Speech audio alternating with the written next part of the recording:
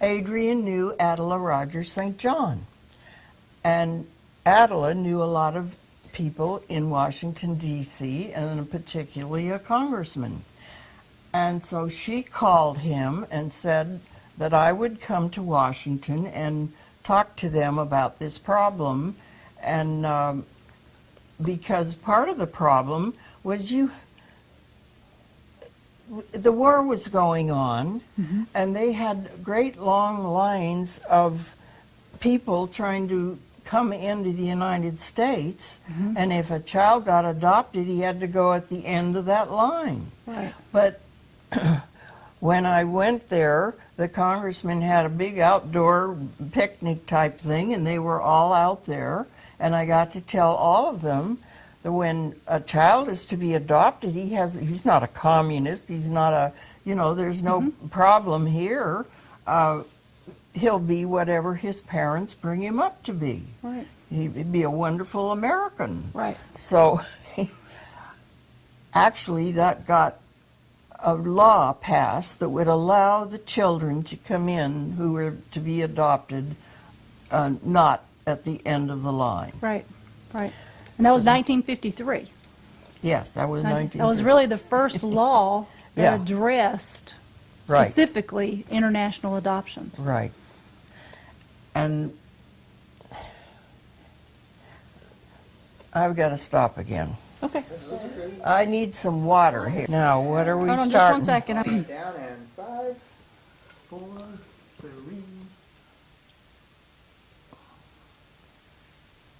In 1953, after you met with Congress and you talked to the senators that day at that little picnic, 1953, the Special Migration Act was passed, and that was the first law that actually addressed any form of international adoption for the United States. But prior to even that point, you had gone seeking help from many high-profile individuals. I never stopped. I went everywhere. Right. I went to Eleanor Roosevelt, and I said, wouldn't this be a good idea for the United Nations? Because I'm sure they could arrange all. She said, oh dear, no, you don't want to go anywhere near the United Nations. You just keep on doing what you're doing and you will get something done. You'll get nothing done at the United Nations. It is the most confusing place in the world. Right. So I didn't Bureaucracy at its best. I didn't go back there. Finally, it was a producer friend of mine that took me to an agency. It wasn't an agency, it was a big fundraising area, and they had just given money to an organization called International Social Service. Okay. And they had an office in New York City, and the head of the whole thing was in New York, and his name was Bill Kirk. And I went to see Bill with our attorney, and he said, I just came back from Europe. And he said, that's one of the things we really were talking about, was how could we do this, but we don't have the money. Right.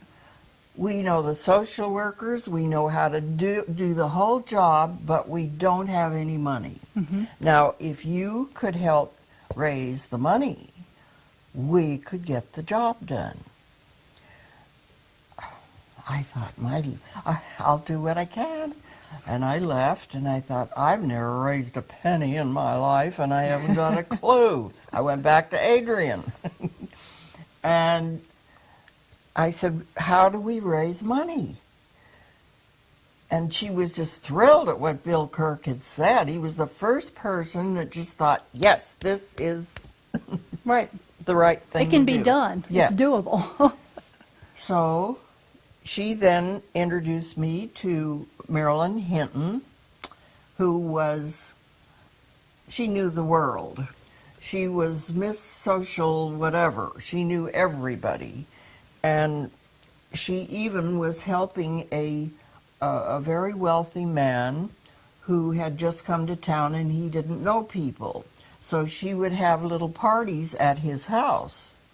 And she went to his house and asked if we couldn't, if we could have a party for that. And he, of course, anything she wanted to do. Right.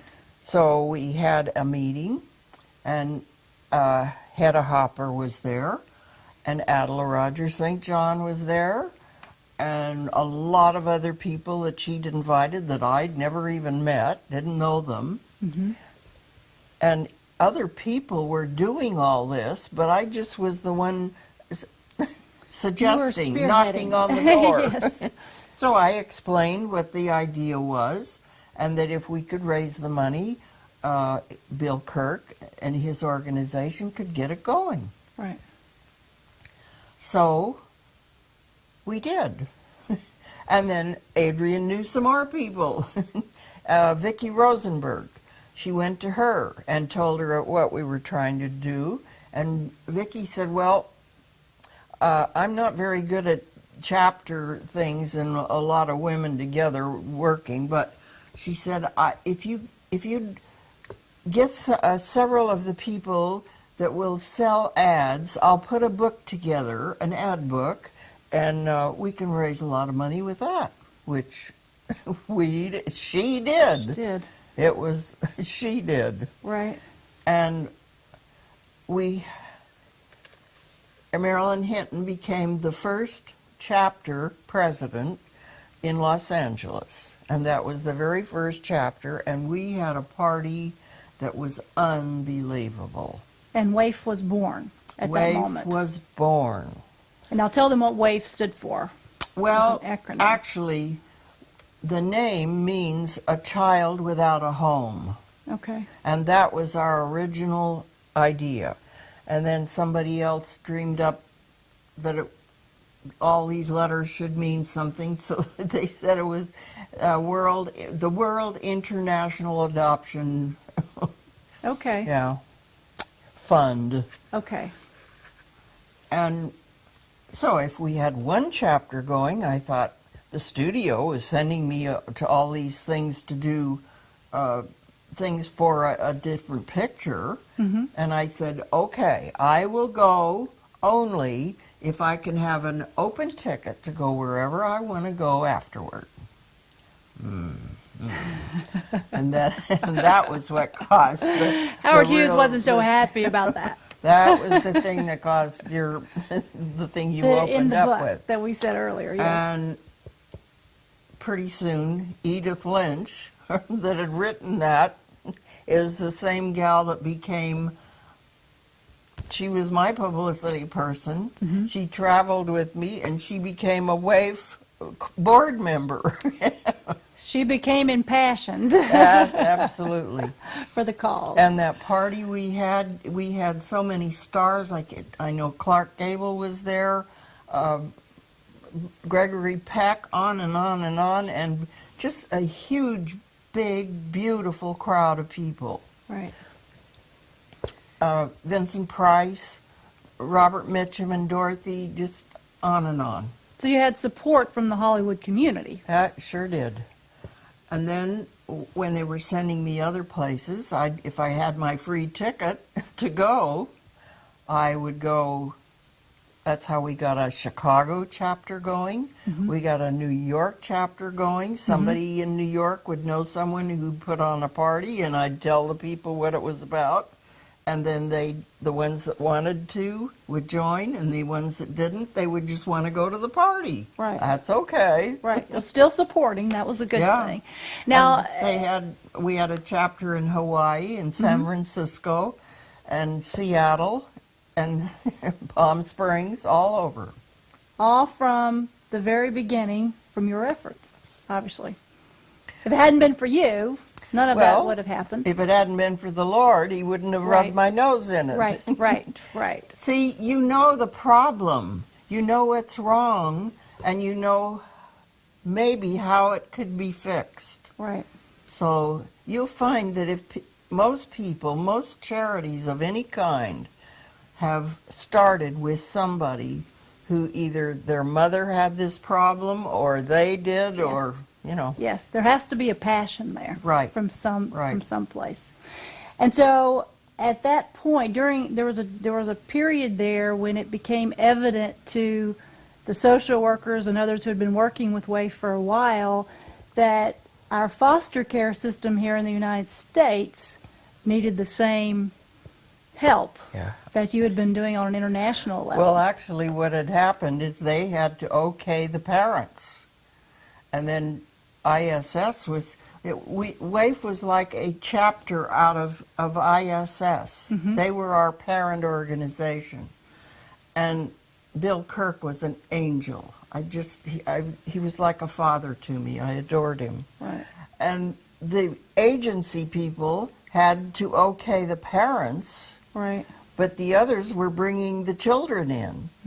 And so finally, the agency people said, well, just a darn minute, we have children like this in our own backyard. And I thought, no kidding.